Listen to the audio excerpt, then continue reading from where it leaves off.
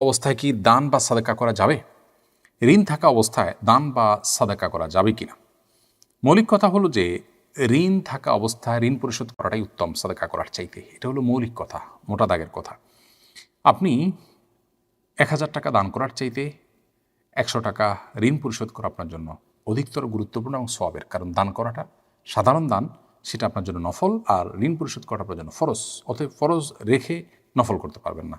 তবে হ্যাঁ, যদি এমন হয় যে আপনার ঋণটা সিস্টেমিক্যাল ঋণ, আপনার ঋণটা পরিশোধ করার জন্য আপনি সময় নিয়েছেন এবং সেই সময়ের মধ্যে দিতে পারবেন সেরকম ব্যবস্থাপনা আপনার পরিকল্পনাও আছে, তাহলে এর পাশাপাশি আপনি দান করতে কোনো অসুবিধা নেই। ঋণ আছেন আপনি লক্ষ লক্ষ টাকা, আপনি খাচ্ছেন, পড়ছেন, অন্যান্য খরচ করছেন, তারই অংশ হিসাবে আপনি ১০০ টাকা, ১,০০০ টাকা আপনি যদি দান করেন, তাতে আপনার ঋণ পরিশোধকে বাধাগ্রস্ত করছে না বা প্রভাবিত করছে না, এরকম যদি হয় তাহলে সেটা জায়েজ আছে।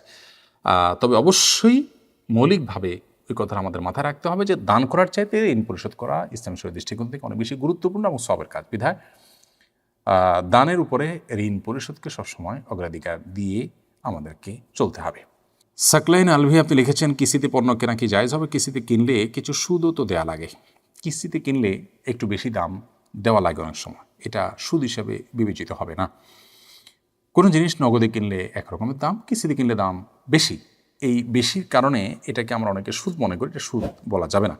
কিস্তিতে সাহাবা একরাম কিনেছেন, কেনাবেচা করেছেন এবং সেটাকে নবী করিম সাল্লাল্লাহু আলাইহি সাল্লাম নিষেধ করেছেন এমন কোনো কথা আমরা জানি না।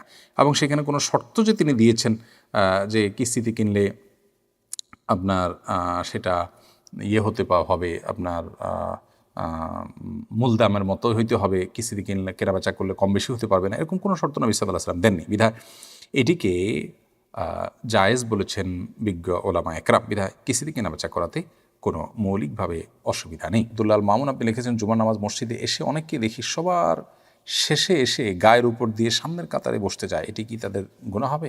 অবশ্যই এতে গুনাহ হবে। হাদিসে পরিষ্কারভাবে এটাকে নিষেধ করা হয়েছে এবং এটা হলো জাহান্নামের যাওয়ার জন্য ব্রিজ বানিয়ে সেটা পার হওয়ার মতো ব্যাপারটা। এবং জুমার নামাজে আগে আসলে আগে যাবেন, আর পরে আসলে পরে বসবেন, এই নীতি থাকা উচিত। হ্যাঁ, যারা মসজিদের কাজকামে নিয়োজিত আছে, কোনো কারণে যেতে হয়েছে, সেটা ভিন্ন বিষয়। অবকার আপনি লিখেছেন, মানুষ থেকে সহযোগিতা নিয়ে ওমরা করা যাবে কিনা? যে কোনো আর্থিক ইবাদত মানুষের সহযোগিতা নিয়ে করা যেতে পারে, এতে কোনো গুনাহ নেই। আপনি ওমরা করবেন কিংবা হজ করবেন, আপনাকে কেউ পুরো টাকাটা দিয়ে দিয়েছে কিংবা টিকিটের টাকা দিয়ে দিয়েছে বা আংশিক দিয়ে আপনাকে সহযোগিতা করেছে, তো কোনো অসুবিধা নেই। যিনি সহযোগিতা করেছেন আল্লাহর জন্য করে থাকলে তিনি এর জন্য উত্তম বিনিময় পাবেন আল্লাহর কাছে। আর আপনিও কষ্ট করেছেন, পরিশ্রম করেছেন এবং ইবাদত করেছেন, ইনশাআল্লাহ বিদিন আল্লাহর কাছে আপনি তার জন্য আজর পাবেন, বিনিময় পাবেন।